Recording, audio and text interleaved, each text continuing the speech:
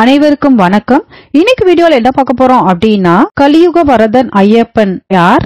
ஐயப்பனுக்காக மாலை அணிஞ்சு விரதம் இருந்து மலைக்கு போறதுக்கு காரணம் என்ன? மண்டல விரதம் கடைபிடிக்கும் முறை என்ன? ஐயப்ப மாலை அணிந்தவர்கள் கடைபிடிக்க வேண்டியவை, மறந்தும் செய்யக்கூடாதவை என்ன? தினமும் இந்த மாதிரி விஷயங்களை கட்டாயம் நம்ம செய்யணும். அது என்ன விஷயங்கள் அப்படின்றதுதான் நம்ம இந்த வீடியோல டீடைல்டா பார்க்க போறோம். சோ இப்பதான் நம்ம சேனலை ஃபர்ஸ்ட் டைம் பாக்குறீங்க அப்படின்னா மறக்காம சப்ஸ்கிரைப் பண்ணிட்டு பாருங்க. வாங்க வீடியோக்குள்ள போலாம். கார்த்திகை மாசம் அப்படின்னாலே முருகருக்கு உகந்த கந்த சஷ்டி, சிவபெருமானோட தீப திருநாள் அப்படின்னு சொல்லி ஏராளமான வழிபாடு விசேஷங்கள் இருந்தாலுமே மாசத்தோட முதல் நாளே பள்ளிக்கட்டு சபரிமலைக்கு அப்படின்ற ஐயப்பன் பாடல் ஒலிக்கிறத நம்மளே கேட்கலாம்.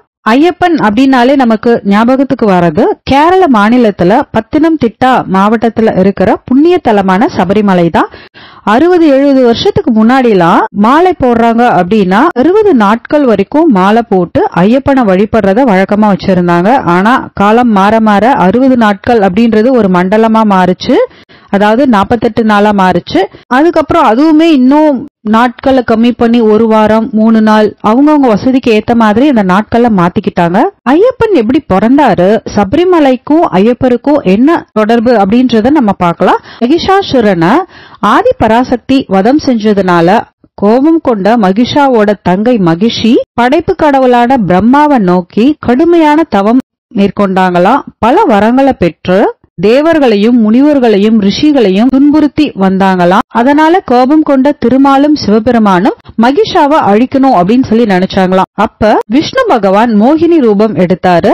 3 கண் கொண்ட சிவன் மோகினிய திருமணம் செஞ்சுக்கிட்டாங்க.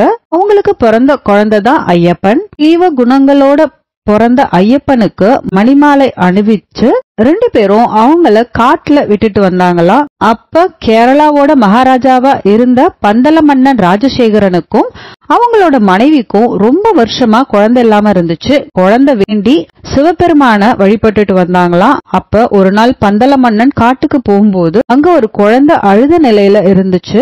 குழந்தையோட அழுக்குரல் சத்தம் கேட்ட திசையை நோக்கி போகும்போது அங்க அந்த குழந்தை இருந்துச்சு. அந்த குழந்தைய தூக்கிட்டு அரண்மனைக்கு வந்தாராம். அந்த குழந்தைய பார்த்த மகாராணி, இது சிவபெருமான் நமக்கு காமிச்ச வழி அப்படின்னு சொல்லி அந்த குழந்தைய வளர்க்கலாம் அப்படின்னு சொல்லி முடிவு பண்ணாங்களாம். அந்த குழந்தையோட கழுத்துல அணி இருந்ததுனால மணிகண்டன் அப்படின்னு சொல்லி பேர் வச்சாங்களாம். கொஞ்ச நாள் கழிச்சு மகாராணிக்கு குழந்தை பிறந்துச்சு.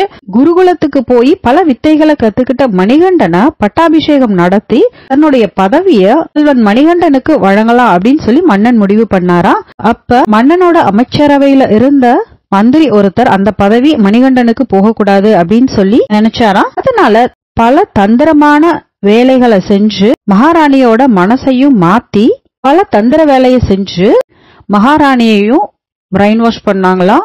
மகாராணியும் அவங்க பேச்ச கேட்டுட்டு மனசு மாறி வயிற்று வலி வந்தது மாதிரி நடிச்சு புலிப்பால் குடிச்சாதான் அந்த வயிற்று வலி சரியாகும் அப்படின்னு சொல்லி மணிகண்டன் கிட்ட சொன்னாங்களா. புலிப்பால் எடுக்க நீ போக வேணாம் அப்படின்னு சொல்லி பந்தல மன்னன் சொல்லியும் அதை கேட்காம மணிகண்டன் தன்னோட தாய் மேல ரொம்ப பாசம் கொண்டதுனால புலிப்பால் கொண்டு வரதுக்காக புறப்பட்டாரா. அந்த மாதிரி புறப்படும் போது ராஜசேகரன் தன்னோட மகன் சாப்பிடணும் அப்படின்னு சொல்லிட்டு ஒரு துண்டை விரிச்சு அதுல மணிகண்டனுக்கு பிடிச்ச நெய் பலகாரங்களையும் சிவனோட அருள் எப்பொழுதுமே இருக்கணும் அப்படின்றதுக்காக 3 கண் கொண்ட தேங்காயையும் அதுக்குள்ள விஷ்ணுவை குறிக்கிற விதமா நெய்யையும் ஊத்தி இருமுடி கொடுத்து அனுப்பினாராம். அததான் நம்ம இப்ப வரைக்கும் சபரிமலை போறதுக்கு முன்னாடி இருமுடியா கட்டி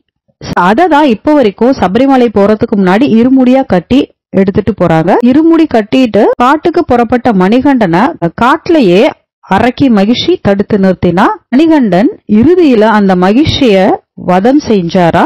மணிகண்டனோட கால் மகிஷி மேல பட்ட உடனே மகிஷி ஒரு அழகான பெண்ணா மாறினா. சாப விமோசனம் பெற்ற அந்த மகிஷி, நீங்களே என்னைய திருமணம் பண்ணிக்கோங்க அப்படின்னு சொல்லி மணிகண்டன் கிட்ட கேட்டாரா. அதுக்கு மணிகண்டன் ஆகிய ஐயப்பன், கன்னிசாமிகள் எந்த வருஷம் ஆளை போட்டுட்டு சபரிமலைக்கு என்ன வணங்க வராம இருக்காங்களோ அப்ப உன்ன நான் திருமணம் செஞ்சுக்கிறேன் அப்படின்னு சொல்லி சொன்னாராம். அது வரைக்கும் நீ என் சன்னதிக்கு பக்கத்துல மஞ்சள் மாதாவா இருந்து பக்தர்களோட குறைய நீக்கி அருள் புரி அப்படின்னு சொல்லி சொன்னாரா. அன்னையில இருந்து அரக்கியா இருந்து அழகிய மாறின மகிஷிய லீலாவதி, மஞ்சள் மாதா, மாளிகை புரத்தம்மன் அப்படின்ற பல பேர்ல ஐயப்பனோட பல தலங்கள்ல இருந்து அருள் புரிஞ்சிட்டு வராங்க. அரக்கிய வதம் செஞ்சதுக்கு அப்புறம் மணிகண்ட பிரபு வெற்றிகரமா புலிப்பாலோட புலி மேல அமர்ந்து படையோட கம்பீரமா அரண்மனைக்கு வந்தாரு. அவரோட பாசத்தையும் வீரத்தையும் பார்த்து தான் செஞ்ச தவற உணர்ந்த மந்திரியும் மகாராணியும் மணிகண்டன் கிட்ட மன்னிப்பு கேட்டாங்களாம். மகன் மணிகண்டன் அவங்கள மன்னிச்சு, நான் பூலோகத்துக்கு வந்த காரியம் முடிஞ்சிருச்சு, இப்ப நான் தேவலோகத்துக்கு போறேன் அப்படின்னு சொல்லி கிளம்பினாரா. அதை கேட்டு மன்னன் ராஜசேகரன் ரொம்ப மனமுடைஞ்சு, நீங்க எங்களோட இருந்த அந்த ஒரு ஞாபகார்த்தமா ஒரு கோயில் கட்டணும் அப்படின்னு நான் நினைக்கிறேன், அது எங்க கட்டணும் அப்படின்னு நீங்க சொன்னீங்கன்னா அதை நான் கட்டுவோம் அப்படின்ற மாதிரி மன்னன் சொன்னாரா. அப்ப ஐயப்பன் அவரோட அம்பை எடுத்து அம்பு விட்டாரா. அது சரியா சபரிமலையில போய் விழுந்துச்சா. 18 படிகள் வச்சு கிழக்கு திசையில அவருக்கு ஒரு சன்னதியும், அவருக்கு பக்கத்துல மாளிகைபுரத்தம்மனுக்கு ஒரு சன்னதியும் அமைக்கணும் அப்படின்னு சொல்லி தேவலோகத்துக்கு சென்றாரா ஐயப்பன். அவருடைய கட்டளைக்கு இணங்க மன்னனும் வெற்றிகரமா 18 படிகள் வைத்து பிரம்மாண்டமான கோயில் கட்டி முடிச்சாரா. அதுதான் இப்போ வருஷம் மாலை போட்டு ஐயப்பனை வழிபடுற சபரிமலை கோயில். பந்தல மன்னனோட வளர்ப்பு மகனா இருந்தது ஐயப்பன். கேரள மக்கள் மட்டுமே ஐயப்பனை வழிபட்டுட்டு வந்துட்டு இருந்தாங்க. ஐயப்பனுக்கு மாலை போடணும் அப்படின்னு நினைக்கிறவங்க கார்த்திகை முதல் நாள்ல இருந்தே மாலை போட்டு ஒரு மண்டலம் அப்படின்னு சொல்லக்கூடிய 48 நாள் விரதம் இருந்து மார்கழி மாசத்துல மலைக்கு போறது வழக்கமா வச்சிட்டு இருக்காங்க. சில பேரு 60 நாட்கள் கடுமையா விரதம் இருந்து மகர ஜோதி பாக்குற வழக்கமும் இருக்கு. ஆனா 48 நாள் விரதம் இருக்கிறவங்க தான் அதிகம். இப்ப இந்த 48 நாள் அப்படின்றதையுமே அவங்கவுங்க வசதிக்கு ஏத்த மாதிரி 1 மாசம், 1 வாரம், 3 நாள் இந்த மாதிரி எல்லாம் வச்சுக்கிறாங்க. ஏன் 48 நாட்கள் கடைபிடிக்கிறாங்க அப்படின்னா ஒழுக்கம், உற்சாகம், சுய கட்டுப்பாடு இதெல்லாம் வளர்த்துக்கணும் அப்படின்றதுக்காக தான் 48 நாட்கள் விரதம் இருந்து மலைக்கு போறாங்க. ஏன் குளிர்காலத்துல மாலை போட்டுக்கிறாங்க அப்படின்னா, இந்த குளிர்காலத்துல அந்த 48 நாட்கள் கடுமையா நம்ம விரதம் இருந்து அந்த குளிர்காலத்தை தாங்குற அந்த ஒரு பக்குவம் நமக்கு வந்துருச்சு அப்படின்னா மலைக்கு போகும்போது கடும் குளிரா இருக்கும். சோ அங்க போகும்போது அந்த குளிரையும் தாங்குற மாதிரியா நம்மளுடைய உடலும் மனதும் பக்குவப்படும் அப்படின்றதுக்காக தான் குளிர்காலத்துல மாலை போடுறாங்க. எப்ப மாலை போடுறாங்களோ அப்பவே விரதம் ஸ்டார்ட் ஆயிடும். மாலை போடணும்னு நினைக்கிறவங்க ஐயப்பனோட உருவம் பொறிச்ச காசை எடுத்து துளசி செடியோட வேர்ல இருந்து உருவாக்கப்பட்ட மணியில கோர்த்த மாலைய தான் போடணும். ஏன் துளசி மாலை அணியணும் அப்படின்னா, ஸ்ரீமத் நாராயணனுக்கு உகந்தது துளசி மாலை. அவங்களோட சாந்த குணம் நமக்கும் வரணும் அப்படின்றதுக்காக துளசி மாலை அணிஞ்சு விரதம் கடைபிடிக்கிறாங்க. சயின்டிபிக்கான ரீசன் என்ன அப்படின்னு பார்த்தோம்னா, துளசி மாலை அணியும் பொழுது நோய் நொடி எதுவும் நம்மள தாக்காம இருக்கும். இருதய நோய், சுவாசம் சம்பந்தப்பட்ட நோய் எதுவா இருந்தாலும் தாக்காது. நம்ம மலைக்கு போகும்போது இருதய சம்பந்தப்பட்ட நோயோ இல்ல சுவாசம் சம்பந்தப்பட்ட நோய் எதுவுமே தாக்காம ஹெல்தியா போயிட்டு வரணும் அப்படின்றதுக்காக தான் துளசி மாலை அணிய சொல்லி சொல்றாங்க. சிலர் ருத்ராட்ச மாலையை அணிஞ்சிட்டு போறாங்க. சில பேரு ருத்ராட்சம் அப்படின்ற பேர்ல போலி இழந்த கொட்டையால செஞ்ச மாலையை அணிஞ்சுக்கிறாங்க. சிலர் பவழ மாலை அணிஞ்சுக்கிறாங்க, தாமரை இலை மாலை அணிஞ்சுக்கிறாங்க. இந்த மாதிரி எல்லாம் அணியக்கூடாது. ஆக்சுவலா துளசி மாலை மட்டும்தான் அணிஞ்சுக்கணும். இந்த துளசி மாலையோட துணை மாலை அப்படின்ற மாதிரி எல்லாம் எக்ஸ்ட்ராவெல்லாம் மாலை போடக்கூடாது. ஐயப்பனும் மலைக்கு போகும்போது இந்த துளசி மாலை அணிஞ்சிட்டு தான் போனாங்க. ஐயப்பர் புலிப்பாலை எடுத்துட்டு வரதுக்காக அந்த மலைக்கு போகும்போது என்னென்ன விஷயங்களை ஃபாலோ பண்ணாரோ எல்லா விஷயங்களையும் ஐயப்பன் மாலை போடுறவங்க ஃபாலோ பண்ணுவாங்க. வெற்றிகரமா 18 வருஷம் மலைக்கு போயிட்டு வந்தவங்கள தான் குருநாதர் அப்படின்னு சொல்லுவோம். அந்த துளசி மாலையும் குருநாதர்கிட்ட கொடுத்துதான் போடணும். மாலை போட்டதுக்கு அப்புறம் குருநாதருக்கு நன்றி சொல்ற விதமா அவங்களுக்கு காணிக்கை கொடுக்கணும். விரதம் கடைபிடிக்கும் முறை அப்படின்னு பார்த்தோம்னா, மாலை போட்டதுக்கு அப்புறம் டெய்லி காலையில பிரம்ம முகூர்த்த நேரத்துல எந்திரிக்கிறது ரொம்ப பெஸ்ட். ஆக்சுவலா சூரிய உதயத்துக்கு முன்னாடியே எழுந்து பச்சை தண்ணியில குளிச்சுட்டு ஐயப்பன் போட்டோக்கு மாலை போட்டு நெய் தீபம் ஏத்தி உங்களால முடிஞ்ச நெய்வேத்தியத்தை வச்சு விநாயகரை வழிபட்டுட்டு குலதெய்வத்தை வழிபட்டுட்டு ஐயப்பரோட 108 சரணம் சொல்லி நெய்வேத்தியம் பண்ணி தீபதூப ஆராதனை காமிச்சு சந்தன குங்குமம் இட்டுக்கணும். இப்படிதான் அந்த டேவை ஸ்டார்ட் பண்ணணும். விரதம் இருக்கும் பொழுது காலையிலயும் சரி மாலையிலயும் சரி இந்த விஷயத்த ஃபாலோ பண்ணணும். அதாவது தீபம் ஏத்துறது, நெய்வேத்தியம் வைக்கிறது, ஐயப்பரோட 108 சரணம் சொல்றது, இந்த விஷயங்களை நம்ம ஃபாலோ பண்ணணும். காலை மாலை 2 வேளையுமே குளிக்கணும். பச்சை தண்ணியில குளிக்கிறதுக்கான காரணம் என்ன அப்படின்னா, நம்ம பாடிய ஒரு கண்ட்ரோலா வச்சுக்கிறதுக்காகவும் ஆக்டிவா வச்சுக்கிறதுக்காகவும் பச்சை தண்ணியில குளிக்கணும் அப்படின்னு சொல்றாங்க. மலைக்கு போகும்போது குளிர்ந்த நீர்ல குளிச்சுட்டு போற மாதிரி தான் இருக்கும். அந்த என்விரான்மெண்ட்டுக்கு நம்மள அடாப்ட் பண்ணிக்கணும் அப்படின்றதுக்காக தான் குளிர்ந்த நீர்ல குளிக்கணும் அப்படின்னு சொல்றாங்க. அது மட்டும் இல்லாம குளிர்ந்த நீர்ல குளிக்கும் பொழுது நம்ம மைண்டே ஃப்ரெஷ்ஷா ஃபீல் ஆகும். சபரிமலைக்கு போறவங்க பம்பையில குளிச்சுட்டு தான் போவாங்க. அங்க தண்ணி ரொம்ப சில்லுன்னு இருக்கும். அதுக்கு அடாப்ட் பண்ணிக்கணும் அப்படின்றதுக்காக தான் இந்த மாதிரி பண்றோம். டெய்லி சந்தன குங்குமம் வச்சுக்கணும் நெத்தியில. உங்களால என்ன நைவேத்தியம் வீட்டுல செய்ய முடியுதோ அத நைவேத்தியத்தை வச்சு நம்ம பூஜை பண்ணலாம். எதுவுமே செய்ய முடியல அப்படின்னாலும் ட்ரை ஃப்ரூட்ஸ், பழங்கள், பால்ல கல்கண்டு சேர்த்து நைவேத்தியம் வச்சு கூட பூஜை பண்ணலாம். எழுந்திருக்கும் பொழுது நம்ம அந்த சாமியே சரணம் அப்படின்னு சொல்லும் போது நமக்கே ஒரு பவர் வந்த மாதிரி இருக்கும், எனர்ஜெட்டிக்கா ஃபீல் பண்ணுவோம். அந்த நாள் முழுக்க சாமியே சரணம் சொல்லிக்கிட்டே இருக்கணும். சோ விரதம் ஒருவேளை மட்டும் சாப்பிட்டுட்டு ஆக்சுவலா விரதம் இருப்பாங்க. உங்களால முடிஞ்ச அந்த 48 நாளுக்கும் அந்த மாதிரி ஃபாலோ பண்றது பெஸ்ட். இல்ல 3 வேளையும் சாப்பிட்டுட்டு ஒரு சில விஷயங்கள் ஃபாலோ பண்ணிட்டு கூட நம்ம மலைக்கு போலாம். அது அவங்கவுங்க ஹெல்த் கண்டிஷனும் அவங்க என்ன ஃபாலோ பண்ணிருக்காங்க ஆல்ரெடி அப்படின்றத வச்சும் அது டிசைட் பண்ணிக்குவாங்க. விரதம் இல்லாமலும் காலையில பூஜை முடிச்சுட்டு சாப்பிட்டுக்கலாம். அதே மாதிரி சாயந்தரமும் பூஜை முடிச்சுட்டு அதுக்கப்புறம் சாப்பிட்டுக்கலாம். விரதம் கடைபிடிக்கும் பொழுது ஒரு சில விஷயங்கள் செய்யணும், செய்யக்கூடாது என்ன அப்படின்றதையும் பார்க்கலாம். விரதம் இருக்கும் பொழுது செருப்போ இல்ல குடையோ யூஸ் பண்ணக்கூடாது. அதுக்கு காரணம் என்ன அப்படின்னா, இப்ப நீங்க ரெகுலரா நம்ம செருப்பு யூஸ் பண்ணும் பொழுது நம்மளோட கால் ரொம்ப சாஃப்டா இருக்கும். செருப்பு யூஸ் பண்ணாம நம்ம தரையில நடக்கும் பொழுது நம்ம கால் கொஞ்சம் ஸ்ட்ராங்காவும், மலைக்கு போகும் பொழுது கல்லு முள்ளு இதெல்லாம் இருக்கும். சோ அதுக்கெல்லாம் பார்த்து ஈஸியா நம்மள அடாப்ட் பண்ணிக்கிறதுக்காக தான் இந்த மாதிரி செருப்பு போடக்கூடாது அப்படின்னு சொல்றோம். அது மட்டும் இல்லாம செருப்பு போட்டுட்டு மலையில எல்லாம் ஏற முடியாது. ஸ்லிப்பர் அதை சப்போர்ட் பண்ணாது. சோ அதனால டக்குன்னு நம்மளால ஒரு விஷயத்த பழகிக்க முடியாது. அதை பழகிக்கணும் அப்படின்றதுக்காக தான் இந்த 48 நாட்கள் இந்த மாதிரி விஷயங்கள்லாம் ஃபாலோ பண்றோம். அடுத்ததா எண்ணெய் தேய்ச்சி குளிக்க கூடாது. ஜென்ரலா பாத்தீங்கன்னா எந்த ஒரு விரத நாட்களா இருந்தாலும் எண்ணெய் தேய்ச்சி குளிக்க கூடாது அப்படின்னு சொல்லுவோம். அதுக்கு ரீசன் என்ன அப்படின்னா, எண்ணெய் தேய்ச்சி குளிச்சோம் அப்படின்னா அன்னைக்கு டே முழுக்க பாத்தீங்கன்னா ரொம்ப ஸ்லீப்பியா ஃபீல் பண்ணுவீங்க. அப்படி தூங்கிக்கிட்டே இருக்கணும் போல இருக்கும், சோம்பேறித்தனமா இருக்கும். நம்மளால எந்த ஒரு வேலையும் ஆக்டிவா பண்ண முடியாது. சோ அதை அவாய்ட் பண்ணணும் அப்படின்றதுக்காக தான் விரத நாட்கள்ல எண்ணெய் தேய்ச்சி குளிக்க கூடாது அப்படின்னு சொல்றது. அடுத்ததா ஹேர் கட் பண்ணக்கூடாது. ஏன் ஹேர் கட் பண்ணக்கூடாது அப்படின்னா, ஹேர் கட் அப்படின்றது நம்மள அழகா க்ரூம் பண்ணிக்கணும், அழகா காமிச்சுக்கணும் அப்படின்றதுக்காக தான் ஹேர் கட் பண்றோம். சில வேண்டுதல் எல்லாம் பார்த்தோம்னா மொட்டை அடிக்கிறாங்க, அப்படி இல்லைன்னா தாடி வச்சுட்டு அதுக்கப்புறமா அந்த விரதம் முடிஞ்சதுக்கு அப்புறம் அதை ஷேப் பண்ணிக்கிறாங்க. அந்த தாடி வைக்கிறது, இந்த மொட்டை அடிக்கிறது, இந்த மாதிரி விஷயங்கள்லாம் ஏன் பண்றோம் அப்படின்னா, நம்மள அழகுபடுத்திக்கிறதுக்காக இல்லாம இறை பக்திக்கான ஒரு நாட்களா இந்த நாட்கள் இருக்கணும் அப்படின்றத உணர்த்துற விதமா தான் ஹேர் கட் பண்ணக்கூடாது அப்படின்னு சொல்றது. அடுத்ததா ட்ரிங்க்ஸ் பண்றது, புகைப்பிடிக்கிறது, இந்த மாதிரி விஷயங்கள்லாம் பண்ணக்கூடாது. இந்த மாதிரி தீய பழக்கங்கள்ல இருந்து விடுபடணும் அப்படின்னு நினைக்கிறவங்க எல்லாம் இந்த 48 நாள் விரதத்தை கடைபிடிச்சாங்க அப்படின்னா நிச்சயம் அந்த பழக்கத்துல இருந்து அவங்க வெளியில வந்துருவாங்க. அதுக்கு ரீசன் என்ன அப்படின்னு பார்த்தோம்னா, சயின்டிபிக்கலா பாத்தீங்கன்னா நீங்க ஒரு விஷயத்த பழக்கத்துக்கு கொண்டு வரணும் அப்படின்னா 48 டேஸ் நீங்க ஃபாலோ பண்ணீங்க அப்படின்னா ஆட்டோமேட்டிக்கா அது உங்களோட டெய்லி ஹேபிச்சுவல் ஆயிடும், ரெகுலரான ஒரு பழக்கம் ஆயிடும். அதனாலதான் பிரம்ம முகூர்த்த நேரத்துல எந்திரிக்கிறது 48 நாள் நீங்க தொடர்ந்து எந்திரிச்சிங்க அப்படின்னா அது உங்களுக்கு பழக்கமாயிடும். உங்களுக்கு ஒரு பாசிட்டிவ் ஃபீல் கிடைக்கும். சரி, இதை 48 நாள் ட்ரிங்க்ஸ் பண்றது இல்ல சிகரெட் பிடிக்கிறதெல்லாம் விட்டாங்க அப்படின்னா அதுக்கப்புறம் அதை விட்டுருவாங்க. ஆட்டோமேட்டிக்கா அது பக்கத்து போறதுக்கு அவங்களுக்கே பிடிக்காது. அதனாலதான் 48 டேஸ் ஃபாலோ பண்ணணும் அப்படின்னு சொல்றது. அது மட்டும் இல்லாம மலைப்பகுதியில போகும்போது இந்த மாதிரி ட்ரிங்க்ஸ் பண்றவங்க, சிகரெட் பிடிக்கிறவங்க எல்லாம் பாத்தீங்கன்னா அந்த என்விரான்மெண்ட்டுக்கு அவங்க பாடி கண்டிஷன் செட் ஆகாது, மயக்கம் வரும். அதை அவாய்ட் பண்ணணும் அப்படின்ற காரணத்துக்காக மது, புகை இதெல்லாம் அவாய்ட் பண்ணணும் அப்படின்னு சொல்றது.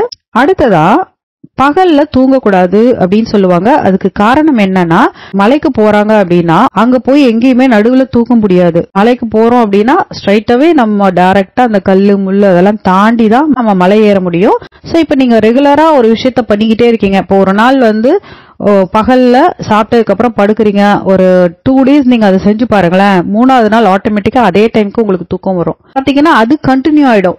சோ அந்த மாதிரி கண்டினியூ ஆகக்கூடாது அப்படின்றதுக்காக தான் பகல்ல தூங்கக்கூடாது அப்படின்னு சொல்றது. இந்த விரதத்துக்கு மட்டும் இல்ல, எந்த விரதமா இருந்தாலும் இந்த காரணம் தான். அடுத்ததா தரையில தான் படுக்கணும், அப்படி இல்லைன்னா துண்டு விரிச்சு படுக்கலாம்.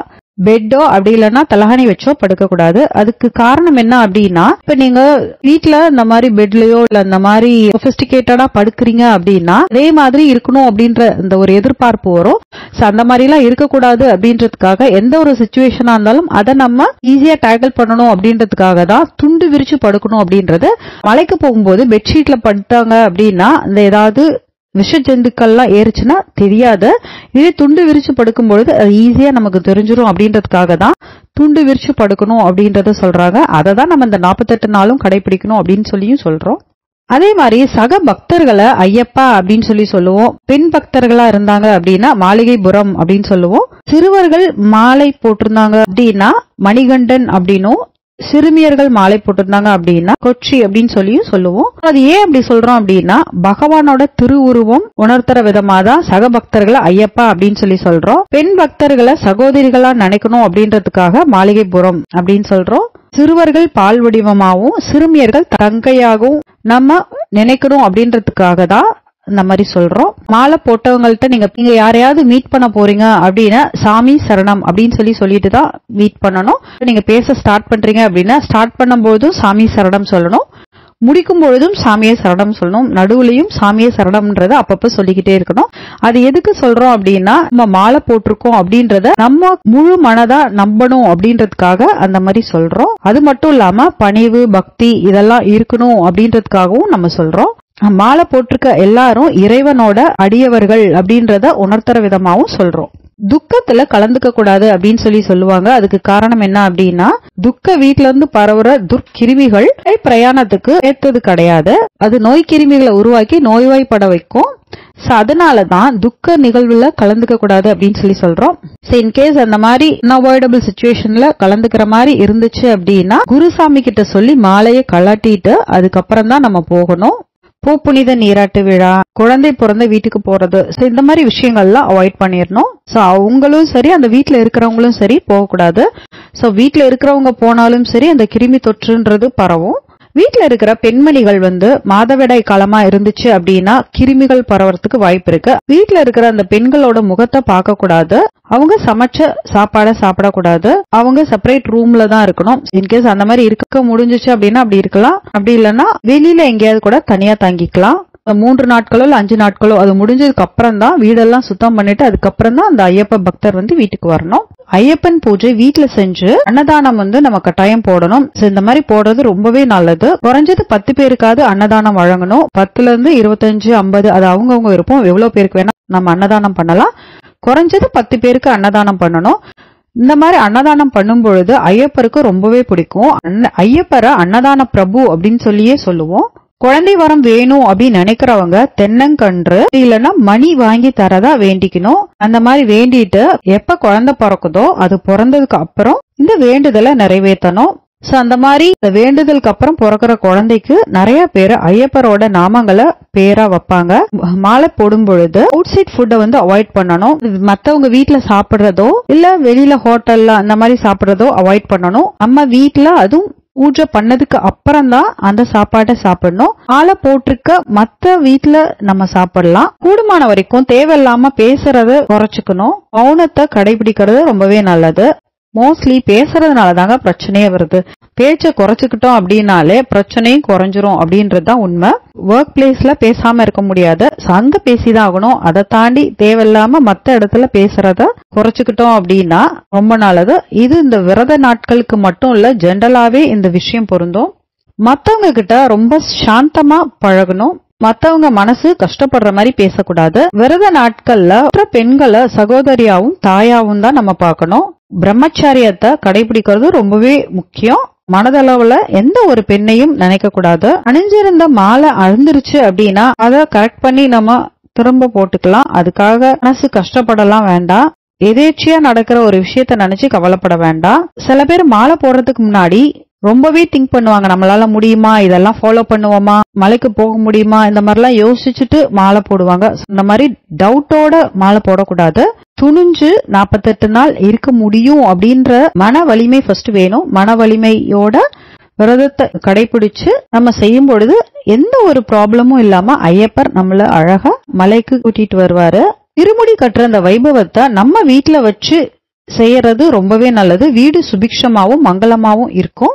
மாலை அணிஞ்சு நம்ம சபரிமலை போறதுக்கான நோக்கங்கள் மொத்தம் 3. இல்ல மாலை போட்டவங்க மட்டும் இல்லாம வீட்டுல இருக்கிற எல்லாருமே சுத்தமாவும் இறை பக்தியோடையும் இருக்கணும். இந்த மாதிரி விஷயங்கள்லாம் ஃபாலோ பண்ணி விரதம் இருந்து முடிச்சுட்டு கிளம்புறதுக்கு முன்னாடி பஜனை, கூட்டு வழிபாடு, பூஜை, அன்னதானம், பிரசாதம் கொடுக்கறது இதெல்லாம் செய்யறது ரொம்பவே நல்லது. குருசாமி வீடு அப்படி இல்லைன்னா கோயில்ல இருமுடி கட்டி பூஜை பண்ணலாம். கிளம்புறதுக்கு முன்னாடி போயிட்டு வரேன் அப்படின்னு சொல்லக்கூடாது. வீடு திரும்பினதுக்கு அப்புறம் குருசாமியை வச்சுதான் மாலையை கலட்டணும். எல்லாருக்கும் இருமுடி அரிசிய வச்சு வீட்டுல பிரசாதம் செஞ்சு எல்லாருக்கும் தரணும். முக்கியமான விஷயம், இந்த விரத காலத்துல ஃபாலோ பண்ண இந்த எல்லா விஷயங்களையும் விரதம் இருந்தா மட்டும்தான் ஃபாலோ பண்ணணும்னு இல்ல. இது எல்லாமே நல்ல விஷயங்கள்.